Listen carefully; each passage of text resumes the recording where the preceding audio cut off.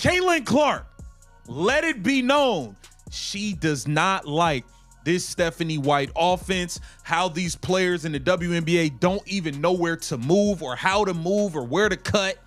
And that leads to a lot of her turnovers. And she also states how much she misses Lisa Bluder. And I think all of us Indiana Fever Caitlin Clark fans prefer if Lisa Bluder was the head coach of the Indiana. Not only did Caitlin Clark light up the scoreboard, she may have just burned her whole playbook.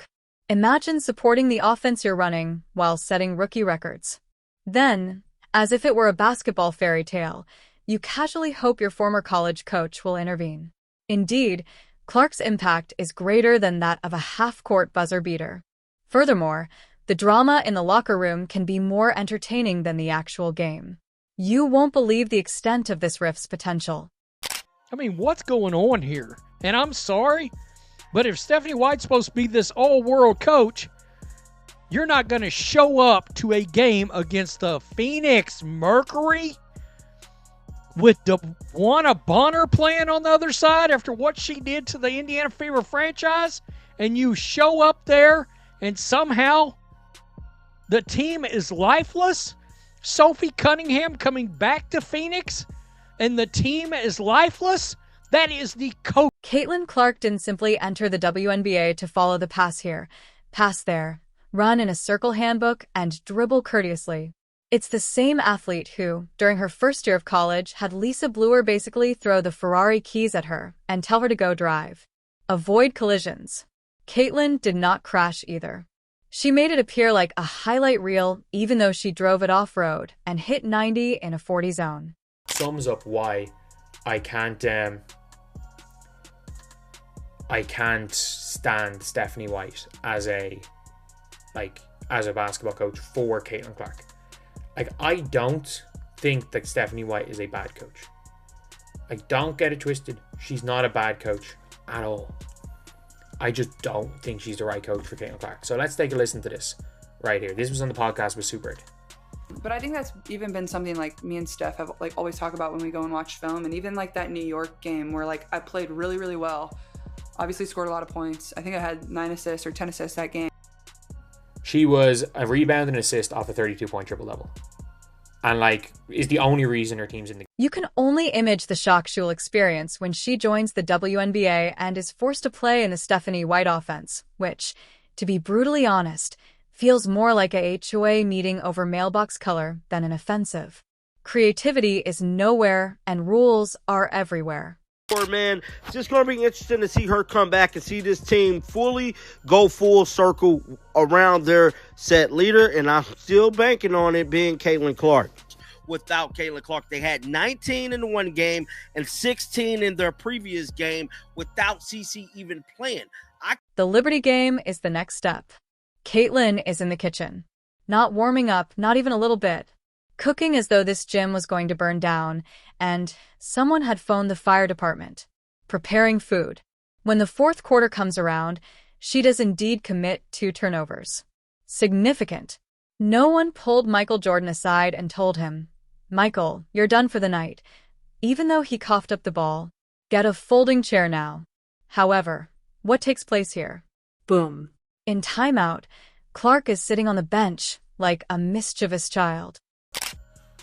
My precious Cece, she was upset. She didn't say nothing, no smiling, walked off, not looking at no cameras. I'm talking about, you can tell it's all on her face. She got it in her mind. But look, I need y'all to understand. That was so embarrassing and pathetic, and the teamwork was not there. But I remember Jordan had got hurt his second year. He didn't come back into playoffs. And that playoff series was legendary. He scored 63 points in one game, but he still lost, though. Other guys on the floor are still getting their minutes despite giving the ball over like it's a gift basket giveaway. Mitchell and Tash excluded. Clark and the other 2 players are apparently the only ones authorized to act as though basketball isn't a military exercise. The Stephanie White offense compared to what she was doing at Iowa when she took over the world. Let's take a look. got to college. Like, it was very similar. Like, all I would attack, like, we're known to have like 5 shooters on the floor at all time. Like, we played with really good floor spacing, and at Iowa it was the same way. Like, 4 people were on the floor that could shoot at the same time. Then obviously we usually played with a true post, but they rarely missed too. Like Mon never missed. Like Hannah Stolke was tremendous when I was there too. And even our backup post players, like I always think about like how Coach Bluder like ran practices and things. And like, I'm very fortunate looking back and like now going to like watch other colleges practices and things like that. Like she really like was so intentional about like making sure everyone was on the same. The issue is this. Stephanie White and other WNBA coaches are so focused on playing don't make a mistake basketball that they forget that this is meant to be a show basketball game. If your primary tactic is to avoid embarrassing yourself, you will not be able to win games or fans. It's not offensive. Hostage discussions with a shot clock is what that is. That was not how Lisa Bluder ever coached. If Caitlin pulled up from the parking lot or threw a hazardous throw, she didn't freak out. Bluder realized that the payoff is high-risk, high-return bets. A player's freedom shouldn't be taken away because their last gamble didn't pay out. The dagger could be the next one, so you double down. But this is where the absurdity of the whole situation lies, in the White system and Caitlin Clark's worldview. 3 seconds before a play occurs, she can see it unfolding. Most veterans can only dream of having that skill.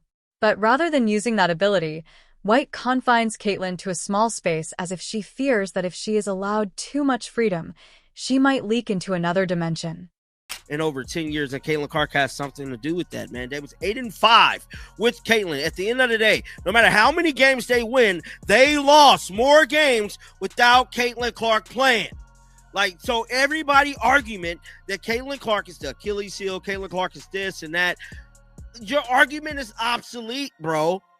They will forever have that notion on their, that blemish on there. Now, if they would have won more games, lost less, then you might have had some. Do you know what the WNBA is now lacking?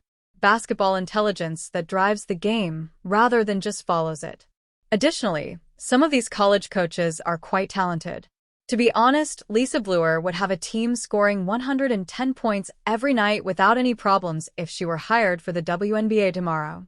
The existing system, meanwhile, is occupied with stifling creativity in order to provide safe basketball. That's as thrilling as watching a slow-motion painting dry.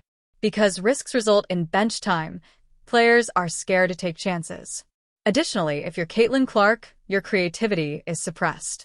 Your self-confidence is undermined.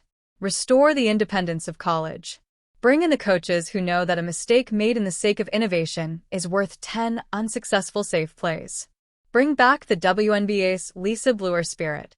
Additionally, it's possible that basketball will start to be played in a way that makes people sit up rather than scroll past.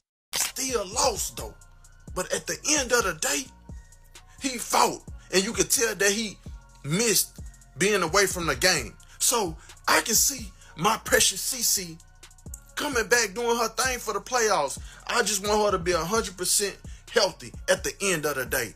If Stephanie White gonna keep jeopardizing. Because Caitlin Clark getting benched for trying to be entertaining is currently the only thing more predictable than the offense. Don't be surprised if the league loses the very thing it needs most if that becomes the new norm. Players who captivate you with their performances. And let's just deal with the gym's biggest problem. The preoccupation of the WNBA with veteran priority. Oh, you believed in meritocracy? Adorable. The hierarchy is straightforward in practice. You can trip over your own shoelaces, miss 3 layups, and inadvertently pass the ball to the mascot and still be in the game if you've been there longer than the rookie. While attempting to make a play, the rookie makes one ostentatious turnover. Boom. She didn't just give the offense to Clark right away. "It's yours now," she remarked, putting a do not return sticker on it and almost present wrapping it. Make it glitter. Bluder realized that criticizing a player for every flaw doesn't help them gain confidence. Even if it implies the occasional nasty possession, it's built by letting people sort it out in real time. Indiana Fever fans, so let's keep it real. Let's keep it 100 like a Ben Frank. You hear me? So let me ask y'all again. Is Stephanie White a good coach? A great coach? I'm waiting. No, she not. Not even close. If anything, she puts a star in the offense. She's sucking the life out of the team, out of the franchise. And Kelly Krostoff, whatever her name is, Lyndon, you hear me? They all need to go. However, an examination of recent events reveals that Stephanie White's offense resembles a tax return. Intricate, full of pointless stages, and always leaving someone feeling irritated. The sets are inflexible. The ball moves cautiously. Driving 35 in the fast lane while your hazard lights are on is the basketball equivalent of that. You may prevent an accident, but you're also ensuring that no one is enjoying themselves. The worst part is that this has nothing to do with Caitlin's growing pains as a rookie. No, this is about suppressing the one quality that initially set her apart, her unpredictable nature. The defense should be afraid that she could weave an impossible pass, pull up from the logo, or alter the game's rhythm entirely. Playing under a system that views innovation as a technical foul won't earn you that. It's nearly ironic. That means that even if it destroys your natural game, we want you to play our way. Bluder and other college coaches, meanwhile, are more than just game experts. They comprehend players. They are aware of when to push, when to back off, and when to let a star shine. After 2 turnovers in the fourth, do you think Bluder would have benched Clark? Please. Go make them pay for even thinking you're off your game, she would have said, preparing another play for her. Stephanie White, Indiana Fever head coach Stephanie White, remains fully confident in her team following Thursday's deflating loss. The veteran coach sent a clear message. It was a 35-point ass drubbing. It was deliverance and Ned Beatty. Anybody seen that? Squeal like a pig? Yeah. The Phoenix Mercury bleeped the shit out of the Indiana Fever lab. Speaking of being off your game, let's discuss the message that the rest of the roster receives from this. For a small infraction, your star rookie, the one generating ticket sales, TV ratings, and real victories, can be benched. What does that convey to the rest of the world? Steer clear of danger, play it safe, and never try anything new. The thrill of basketball has been surgically eliminated. Which leads us back to basketball IQ, the larger issue. There is a scarcity, and it is with the systems more than the players. At the professional level, the brightest minds in the game aren't necessarily on the sidelines. Some of them are still in the NCAA, actually circling around more creative but less talented professional coaches. When a coach like Bluder is in control of a WNBA team, the team starts to play as though they genuinely love the game. Let's honestly be tough. Some players in this league have perfected the knack of appearing occupied while performing no useful actions on the court. They're cardio kings and queens, but they're safe since they don't cause trouble or stray from the plan. Nevertheless, Clark has a front row seat to the remainder of the game after taking one too many chances. In the post-game press conference, Caitlin Clark Stephanie White made sure to give out about Caitlin Clark not passing the ball to Dantas.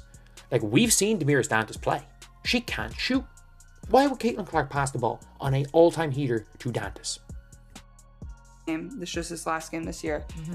I started the fourth quarter off with like 3 turnovers in a row or 2 turnovers in a row, and Steph yanked me, and she was like this is like a learning moment. Like, you got to be able to, like, yes, like maybe it could have been there, like maybe you could have thrown a little bit better of a pass, maybe they could have caught it, but like, do we need that in this moment? You don't silence the most dynamic player to enter the league in a long time if you want the WNBA to expand. Because that's when she's dangerous. You allow her the same freedom that she had under Bluder. She is the player that everyone gathered to watch at that point. Look, turnovers do occur. They participate in the game. Without them, you can't be aggressive. What's worse than turnovers, though? An offense so foreseeable that the defense could recite the alphabet backwards while wearing a blindfold. The irony is that Clark likely corrects her errors more quickly if you allow her to live with them. That is a high IQ player's advantage. They adjust. They pick things up quickly. However, you aren't teaching them if you bench them. All you're saying is don't try. Lisa Bluder was aware of this. The rare misfire didn't scare her since she saw the wider picture. Furthermore, it's not just a Caitlin Clark issue. It affects the entire league. However, since we are aware of Clark's appearance while she is free, she makes the ideal case study. For years, we witnessed it. We witnessed her enthralling teams with a manner that captivated even uninterested viewers. She is currently compelled to adopt a style that is more in line with the coach's comfort level than with her own. And that only serves to smother the very flame that brought her fame before she ever played a professional game. Lisa Bluder always made sure people knew what they were going to do, aka she made sure people knew their role. Everybody knew their role, and that is the problem with the Indiana Fever and the bullcrap that Caitlin Clark deals with now. We got Natasha Howard coming in talking about she wanted to win MVP. Red flag. Red flag. We got Caitlin Clark, and you're talking about joining this team and winning MVP. She didn't know her role. Didn't know her role. That is the difference. We got a bunch of people on this team that do not know and understand their role. This is the solution. Coaches should be brought in who teach their players, not their playbook. Give Clark a break. Allow her to try. Yes, allow her to make errors. More secure possessions are not necessary for the WNBA. More jaw-dropping ones are needed. And a little turmoil is necessary to achieve that. After all, nobody is purchasing tickets to watch a team play it safe. They are purchasing tickets in order to see the next significant event, which will be reenacted for years to come. Additionally, the league's most talented inventor is currently wasting too much time on the sidelines rather than producing them. What else is humorous, do you know? The manner that Caitlin Clark is being defended as if she were a delicate vase on a shaky shelf. What precisely are you protecting her from? The court where basketball is played. She isn't a porcelain figurine. In college, she was the player who frequently entered hostile venues, dropped 40, and left as the audience jeered because she had destroyed their evening. If the defense knows exactly where the ball is going on every single possession, you can't win in the long run.